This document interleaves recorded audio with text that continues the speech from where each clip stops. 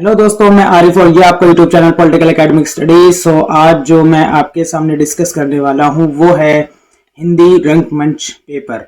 हिंदी रंगमंच पेपर को सबसे पहले मैं सिलेबस बताऊंगा, फिर उसके बाद इंपॉर्टेंट क्वेश्चंस और उनके आंसर आपको कैसे करने हैं इसका पूरा एक्सप्लेनेशन मैं अपनी इस वीडियो में दे दूंगा आपको। अभी तक जिसने मेरा चैनल सब्सक्राइब नहीं किया है तो वो चैनल सब्सक्राइब कर ले और जो है नोटिफिकेशन पाने के लिए जो है बेल आइकन को प्रेस कर दे।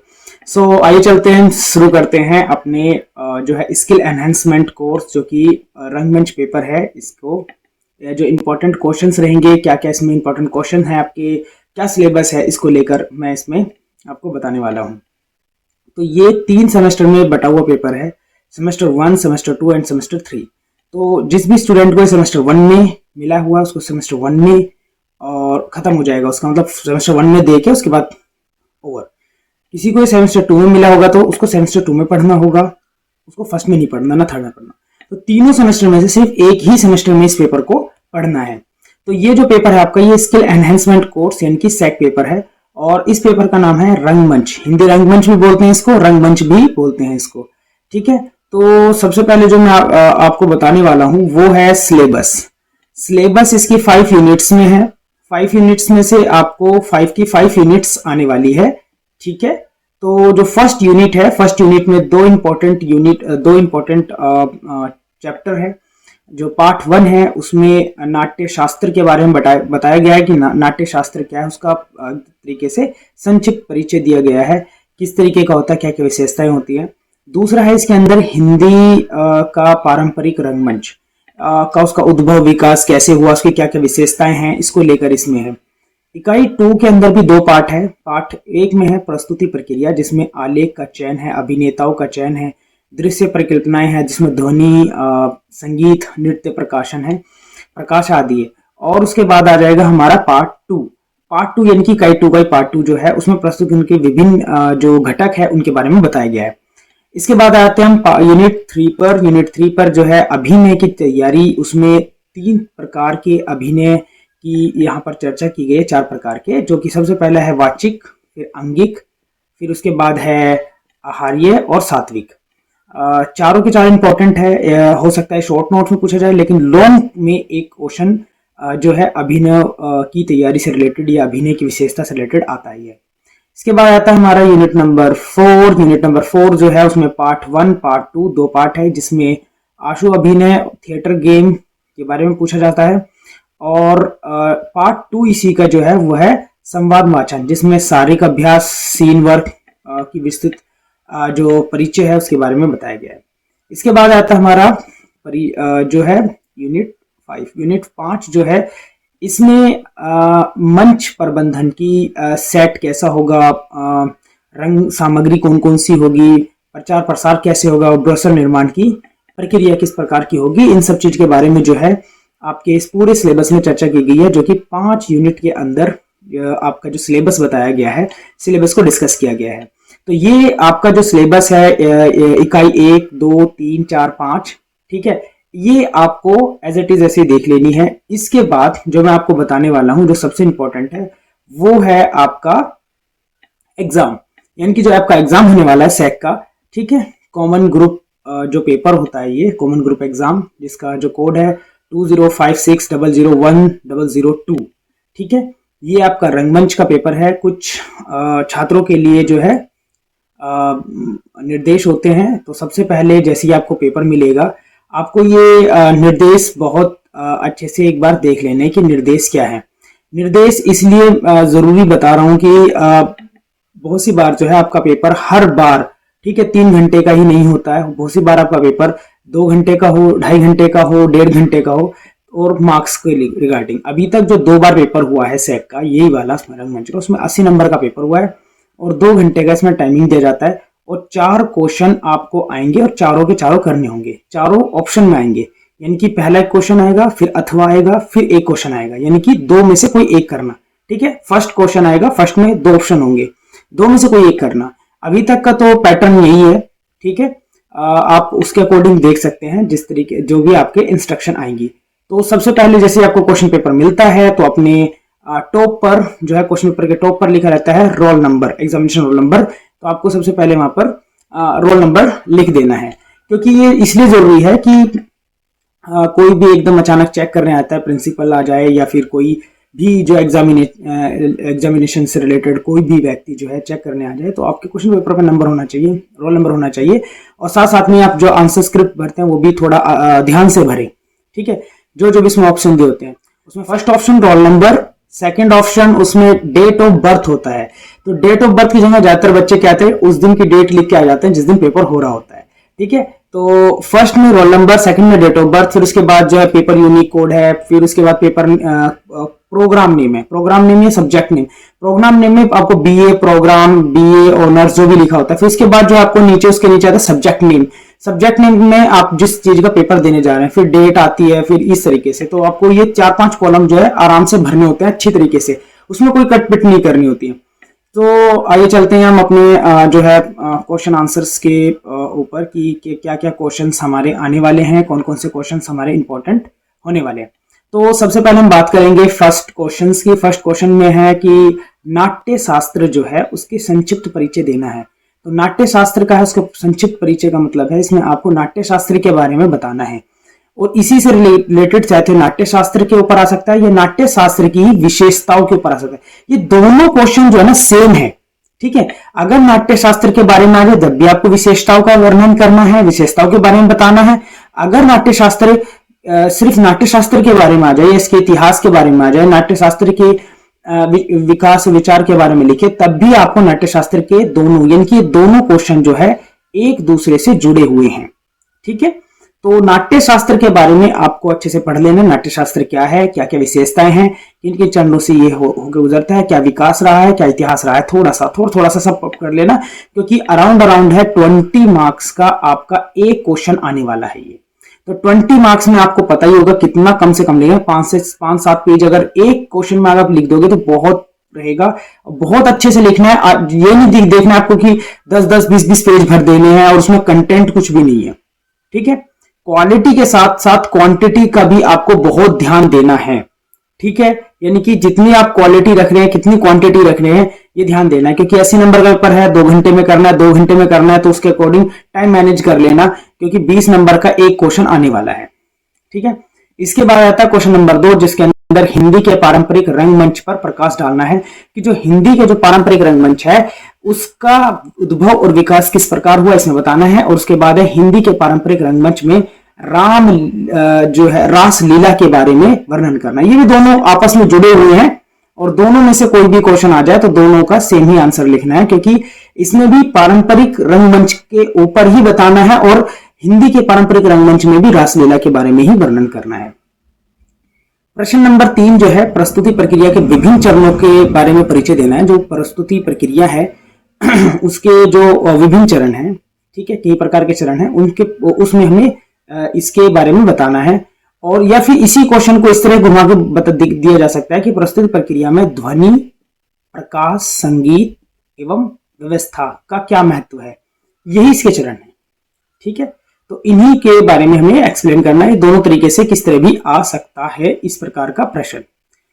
प्रश्न नंबर 4 जो है वो है अभिनय के विभिन्न प्रकारों के बारे में परिचय देते हुए सात्विक अभिनय एवं आहार्य अभिनय की विशेषताओं के बारे में बताना है। चाहे तो ये सात्विक आ सकता है या आहार्य आ सकता है, लेकिन अभिनय की विशेषता के बारे में बिल्कुल आपको पढ़ के जाना है। 100% इस टाइप का क्वेश्चन आपका आएगा।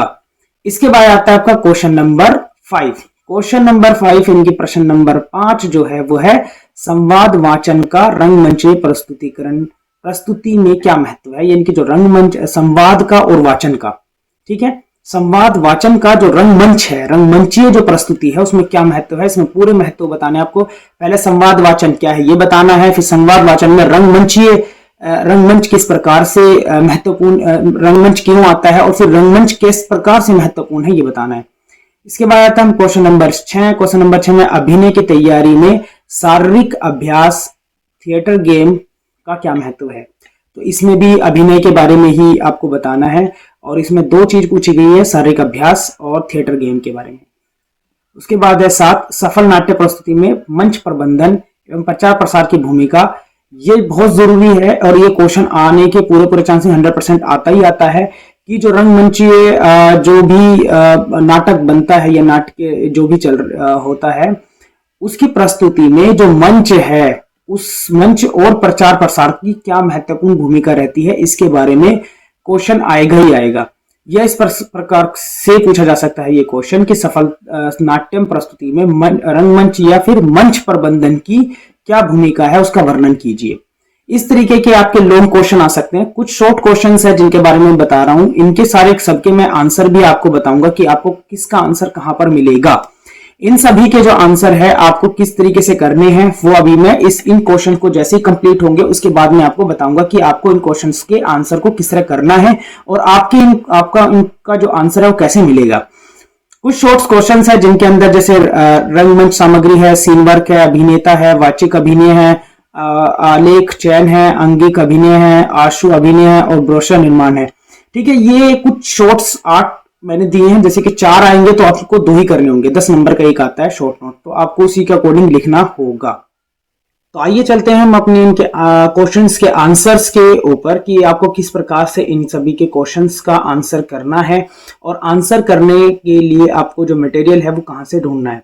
तो आप सभी जो एसओएल वाले स्टूडेंट हैं उनको तो ये वाली बुक मिली ही होगी, और जिन भी डीयू के स्टूडेंट हैं या फिर एनसीवेब के स्टूडेंट हैं उनके पास ये बुक अगर नहीं है तो ये बुक जो है मैं आपको टेलीग्राम चैनल पर दे रहा हूँ।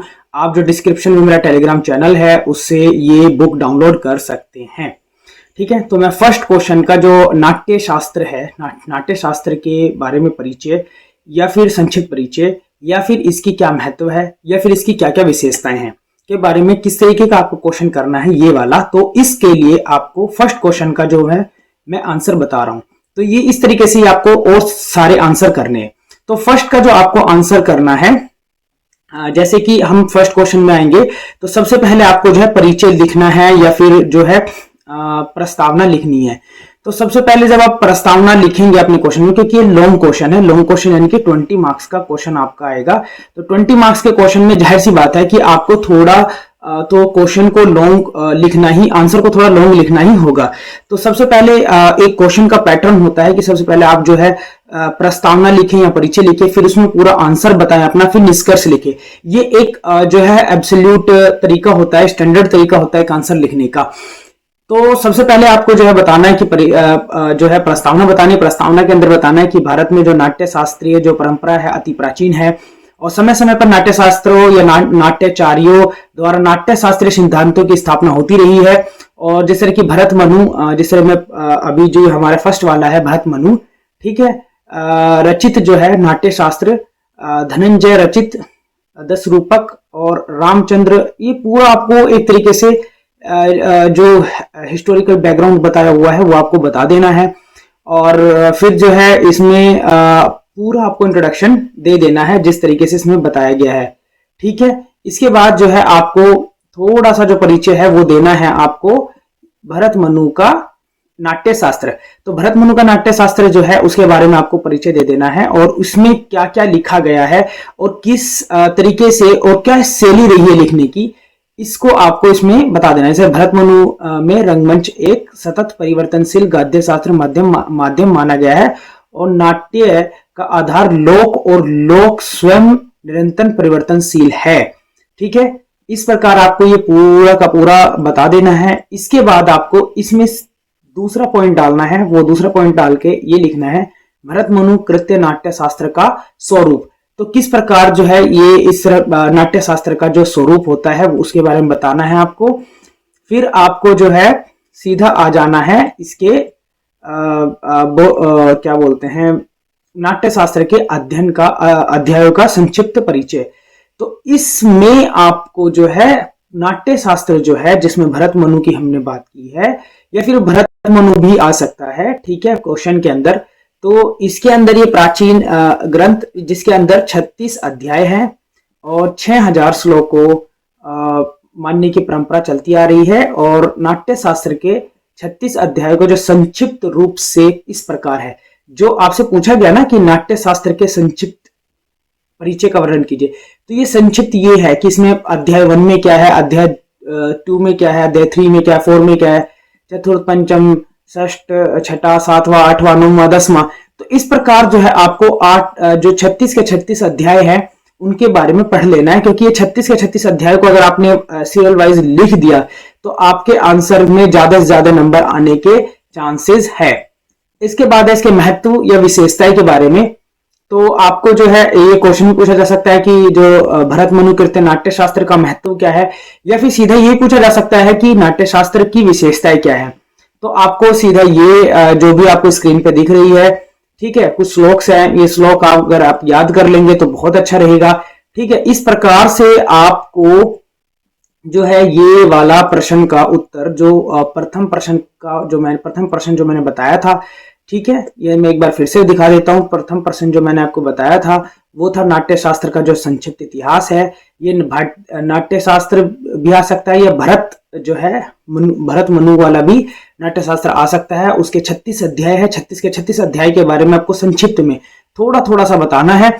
और विशेषताएं और महत्व जो है ये भी पूछा जा सकता है, तो मैंने विशेषताएं और महत्व के बारे में भी आपको बता दिया है।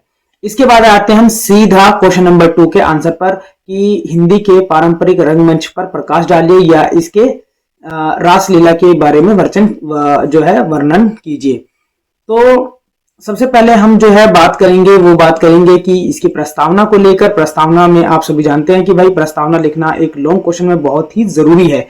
तो इसकी प्रस्तावना में आपको बताना है कि पारंपरिक रंगमंच युग युग का अपना इतिहास संजोए हुए हैं और मानव जाति के साथ कदम से कदम मिलाकर चल रहे हैं, और परंपरागत ज्ञान और अनुभवों और अभिगम्य जो है तरीके से चलता आ रहा है। ठीक है, अनेक राज्यों, प्रांत और अंचलों में विभक्त भारत देश में कई पारंपरिक शैलियों में प्रचलित है, और इन पारंपरिक शैलियों में प्रत्येक अंचल के प्रभाव को युक्त किसी विशेष का होना स्वाभाविक ही हो सकता है। ठीक है, इस प्रकार, और उसके प्रकार के बाद में आपको इसके उद्भव और विकास के बारे में बताना है कि ठीक है, यही क्वेश्चन भी आ सकता है कि पारंपरिक रंगमंच का उद्भव विकास क्या है, जैसे कि वो क्वेश्चन मैंने आपको पहले दिखाया है।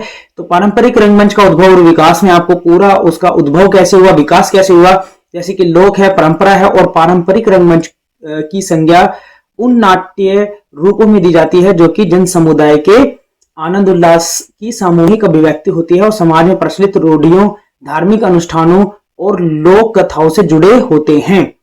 ठीक है, परंतु भारतीय नाट्य रूपों में एक तो जो महाकाव्य हैं, पुराणों हैं, गाथा हैं, तो इस प्रकार से आपको जो है पूरा बता देना है। फिर परंपराएं क्या होती हैं इसके बारे में बता देना है।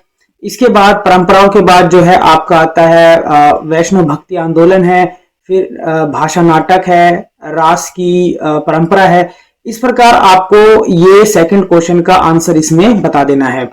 सेकंड क्वेश्चन का जो दूसरा पार्ट है उसमें बताया गया है कि इसकी जो प्रवृत्तियां हैं, इसकी प्रवृत्तियां हैं, सामान्य प्रवृत्तियां कौन कौन सी होती हैं। तो ये सामान्य प्रवृत्तियों में कथानक और विषय वस्तु है।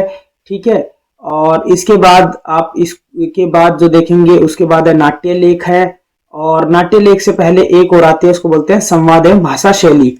तो संवाद एवं भाषा शैली के अंदर ये देखना बहुत जरूरी है कि आप किस प्रकार की भाषा का इस्तेमाल किया जाता है। फिर संगीत और नृत्य का प्रयोग, और गायक और वृंद। ठीक है, ये सभी के सभी आपको जो है लिख देने हैं इसकी प्रवृत्ति के अंदर। इस प्रकार से जो है ये आपका सेकंड क्वेश्चन का आंसर हो जाएगा। इसी में आपके प्रमुख जो पारंपरिक नाट्य रूप है उसमें जो सबसे महत्वपूर्ण जो पूछा जाता है वो पूछा जाता है रामलीला का। ठीक है, तो रामलीला के बारे में आपको पूरा ये बता देना है किस प्रकार से, जैसे कि अगर हम बात करें कि सितंबर अक्टूबर महीने में 15 दिन से लेकर 1 महीने तक जो है रामलीला का प्रदर्शन नगर नगर और ग्राम ग्राम में होता है। जैसे कि आप सभी ने देखा होगा बचपन से लेकर अभी तक जो है हम इस चीज को देखते आए हैं कि जैसे ही दशहरा आने से पहले ठीक है, रामलीला का जो है ये रंगमंच जो सजाया जाता है, ठीक है, इसके बारे में जो पूछा जाता है। तो आपको जो है रामलीला और रासलीला के बारे में थोड़ा सा पढ़ लेना है। इनके बारे में बताया जाता है, जिसके अंदर पूरी एक तरीके से हम जो है रामायण को जो है अपने सामने जो है रंगमंच पे देखते हैं, किस प्रकार से उसको प्रस्तुत किया जाता है। ठीक है, रामलीला के बाद आते हैं रासलीला, और रासलीला जो है, रासलीला उत्तर प्रदेश के एक प्रमुख धार्मिक लोक नाट्य रूप में है। और रासलीला जो है आप सभी जानते हैं कि ये कृष्ण जी के जो ब्रजवासी जीवन के अनेक रूपों और रूपों की नाट्य प्रदर्शन के बारे में, राधा कृष्ण की प्रेम लीला इसमें प्रमुख विषय होता है। और ये मथुरा वृंदावन के मंदिरों के प्रांगणों के बारे में पूरा रूप से चलाया जाता है। ठीक है, तो इसमें जो है आपको रासलीला और रामलीला, ठीक है, इन दो के बारे में महत्वपूर्ण पूछा जाता है और इसमें आपको बता देना है ये जो भी मैं आपको बता रहा हूं, सिर्फ आप इतना भी आंसर जिस जिस तरीके से मैं दिखा रहा हूं आपको, ये आपको आंसर इस प्रकार से देना है। इस प्रकार से आप आंसर देंगे तो आपका जो है बहुत ही अच्छे से आंसर लिखा जाएगा। ठीक है, अभी आपके पेपर में टाइम है तो अच्छे से ये बुक मैं आपको टेलीग्राम पे दे रहा हूं। ठीक है, जिसके पास ये बुक मतलब हार्ड कॉपी में नहीं है, सॉफ्ट कॉपी में टेलीग्राम से डाउनलोड कर सकते हैं और इस बुक को आराम से जिस जिस तरीके से जो जो मैंने क्वेश्चन बताए हैं उन क्वेश्चंस के आंसर इस पूरी बुक में है। इस पूरी बुक में इन सभी क्वेश्चंस के आंसर आपको बहुत ही इजी से मिल जाएंगे। ठीक है, तो आपको जो है इन सभी क्वेश्चंस के आंसर जो है इस प्रकार से लिख लेने हैं। इसके बाद में एक क्वेश्चन का और आपको आंसर बता रहा हूं, उसमें आप जो है मुख्य रूप से ये अभिनय वाला जो क्वेश्चन है ये भी बहुत, अभिनय और प्रस्तुतिकरण वाला प्रस्तुति वाला जो चैप्टर है ये भी से क्वेश्चन आता ही है। ठीक है, फिर उसके बाद जो है हम अभिनय वाले का जो चैप्टर है उसे देखेंगे। तो इससे पहले जो हम बात करेंगे अभी वो करेंगे प्रस्तुति प्रक्रिया से। तो प्रस्तुति प्रक्रिया के अंदर भी हमें जो है किस प्रकार से होता है, तो इसमें सबसे पहले जो है प्रस्तावना से बात करेंगे हम। तो प्रस्तावना में आपको जो दृश्य एवं काव्य के बारे में, और प्रस्तुति प्रक्रिया केवल जो है नाटककार के लिए ही नहीं बल्कि रंग निर्देशक है, दर्शक है, अभिनेता है आदि के लिए भी एक ऐसा तत्व है जिसके आधार लेकर ये सभी जो अंग है नाट्यकृत को सार्थकता प्रदान करते हैं। ठीक है, फिर जो है नाट्यकृति का चुनाव है। इसमें सबसे पहले यही बताना है आपको नाट्यकृति का चुनाव कैसे करना है आपको। फिर जो है आपको इसमें पूरा तरीका बता देना ये नाट्यकृति है, इस प्रकार से नाट्यकृतियां होती हैं। इसके बाद जो नाट्यकृति का जो अर्थ है, उसके निर्धारण है, उसका पाठ है, उसका जो है मानसिक तैयारी है, इसके बारे में आपको बता देना है कि किस किस प्रकार से इसका प्रयोग किया जाता है और नाट्य शास्त्र का अध्ययन। फिर इसके बाद है उसकी प्रस्तुति और उसके विषय का चिंतन। फिर इस प्रकार से आपको जो है इसी के सेकंड पार्ट पे आ जाना है पात्रों का चयन, कि कौन कौन से पात्र उसके अंदर काम करेंगे, इसके बारे में आपको बता देना है। ये अभिनेता से रिलेटेड है, जिसमें कौन सा अभिनेता, अभिनेत्री या अभिनेता कार्य करेगा उस प्रकार के उसमें। ठीक है, पूर्व अभ्यास है जो रिहर्सल जिसको हम बोलते हैं, रिहर्सल से रिगार्डिंग शॉर्ट नोट भी आ सकता है। ठीक है, पूर्व अभ्यास तो वो कैसे होता है ये हम सभी जानते हैं। जैसे कि अगर हमने स्कूल टाइम में अगर देखा ही होगा कि किसी न किसी, अगर हम स्पोर्ट्स में होते हैं या फिर किसी भी स्थल पे होते हैं, किसी भी कार्य में होते हैं, तो हम क्या करते हैं कि अभ्यास करते हैं। और अभ्यास का मतलब होता है कि यानी कि हम रिहर्सल। ठीक है, जैसे कि अगर हमें गेम खेलना है, ठीक है, और हमें किसी टीम से जीतना है, तो जाहिर सी बात है हमें बहुत अभ्यास करना पड़ेगा। तो इसी प्रकार से वो एक अभ्यास होता है जिसमें 5-6 दिन पहले से हम अभ्यास करना स्टार्ट कर देते हैं, ताकि जिस दिन हमें इम्पोर्टेंट यानी कि जिस दिन हमें वो प्रस्तुति करनी है उस प्रस्तुतिकरण से हम ये सब चीज कर सके। इसमें चरण बताए हैं कि पहले चरण में किस तरह अभ्यास करना है, दूसरे चरण में किस तरह करना है। तो इस तरीके से अगर आपने ये पूरा का पूरा आंसर देख लिया तो इसमें आपका ये वाला क्वेश्चन का आंसर निकल जाएगा। इसके बाद जो आता है हमारा प्रस्तुतिकरण के विभिन्न घटक से भी एक क्वेश्चन आ जाता है, जिसके अंदर एक घटक तो यही है कि नाटक और रंगमंच, दूसरा है नाटक और अभिनेता, और तीसरा है अभिनेता और दर्शक। ठीक है, ये 3 इंपॉर्टेंट है, इन 3 घटक है, उन 3 घटक के बारे में हमें पता होना चाहिए। ठीक है, इसी प्रकार से जो है अभिनय की तैयारी और नाट्यशास्त्र की सफलता में जो है महत्वपूर्ण मंच जो है बहुत ही इम्पोर्टेंट रोल अदा करता है। ठीक है, तो ये जो थिएटर वाला जो क्वेश्चन है ये वाला भी आप करके जाएं, क्योंकि इस वाले क्वेश्चन के आने के चांस जो है बहुत ज़्यादा बने रहते हैं। तो आप जो है जिस तरीके से मैं बता रहा हूँ, जैसे कि ये वाला मैं क्वेश्चन जो बता रहा हूँ, ये अभिनय वाला जो आंसू अभिनय और थिएटर गेम वाला, इसको आप सेम उस तरीके से करना है कि सबसे पहले आपको इसके अंदर जो है प्रस्तावना लिखना है। जैसे प्रस्तावना में लिखा हुआ है कि सीखने और सिखाने की प्रक्रिया में नाटक का विशेष महत्व है। जो बात लाख बताने पर भी ध्यान में नहीं रहती वो देखकर स्थायी रूप से स्मृति का अंकित हो जाती है। ठीक है, यानी कि हम बहुत सी बात सुनते हैं, बहुत सी बात जो है बोल देते हैं, लेकिन बहुत सी चीजें ऐसी होती है जिसको हम देख कर, है ना, एकदम आंखों से देखी जा रही हो और सुनी जा रही हो, आंखों से देखी जा रही हो, कान से सुनी जा रही हो, मतलब उसका जो प्रस्तुतिकरण है उससे हम बहुत अच्छी तरीके से जान सकते हैं। और आज सभी हम देख रहे हैं कि क्लास में और आजकल जो यूट्यूब पे चल रहा है, ठीक है, कि हम सब क्या है ना बहुत अच्छी तरीके से जान सकते हैं यूट्यूब पे। क्लास में भीड़ होती है, ठीक है, लेकिन यूट्यूब पे क्या है कि आप सिंगल है, बार बार पॉज कर सकते हैं। टीचर को पॉज नहीं कर सकते ना कि रुक जाइए सर अभी ये चीज समझ में नहीं आ रही है, तो आप क्या कर सकते हैं, रोक सकते हैं उसको, फिर उसके वापस से रिमाइंड कर सकते हैं, स्किप कर सकते हैं। आपको ये कंटेंट अच्छा लग रहा है आप स्किप कर दो। तो ये चीज जो है आपको इसी सेम तरीके से नाटक में भी होता है, इस तरीके की ये चीज समझ में आए, थोड़ा पीछे जाइए फिर आगे जाइए। तो इसी तरीके से ये कहने का मतलब ये है कि जो चीज हम लाख समझाने से भी समझ सकते हैं ना, तो वो चीज देखकर, उसकी प्रस्तुतिकरण देखकर हम समझ जाते हैं कि ये है। तो इसी प्रकार आपको जो है इसमें बता देना है वो है आंसू-अभिनय। आंसू-अभिनय का क्या मतलब है, ठीक है।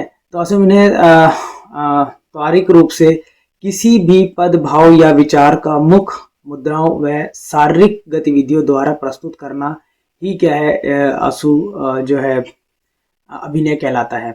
इस प्रकार से जो है आपको अपना पूरा का पूरा जो हिंदी का जो ये एग्जाम है वो दे देना है। शॉर्ट नोट्स में भी जो है आपको ये जो बुक है आपको ये इजीली आपको टेलीग्राम पर मेरे जो चैनल है उस पर मिल जाएगी, आप वहां से डाउनलोड कर सकते हैं। अगर किसी को फिर भी कोई दिक्कत आती है तो ग्रुप में मेरा जो है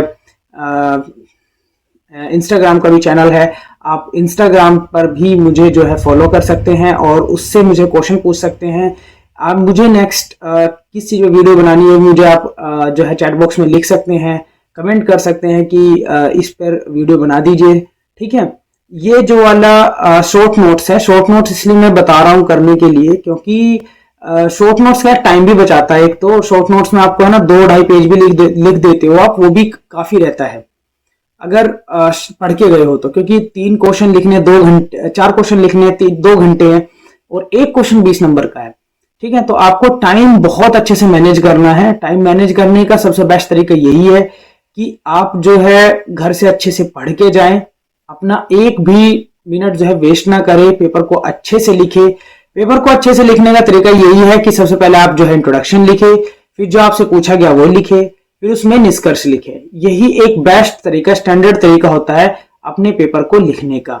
ये बुक और ये जो भी नोट्स मैंने दिखाए हैं आपको, ये इजीली आपको टेलीग्राम पर मिल जाएंगे। टेलीग्राम का जो लिंक है वो डिस्क्रिप्शन में है, आप वहां से इजीली देख सकते हैं। और इस प्रकार से अगर आपको कोई भी और क्वेश्चन है इसके रिगार्डिंग, वो मुझे चैट बॉक्स में पूछ सकते हैं। ये वीडियो आपको अच्छी लगी हो तो अपने दोस्तों में शेयर करें, लाइक करें, सब्सक्राइब करें। Thank you.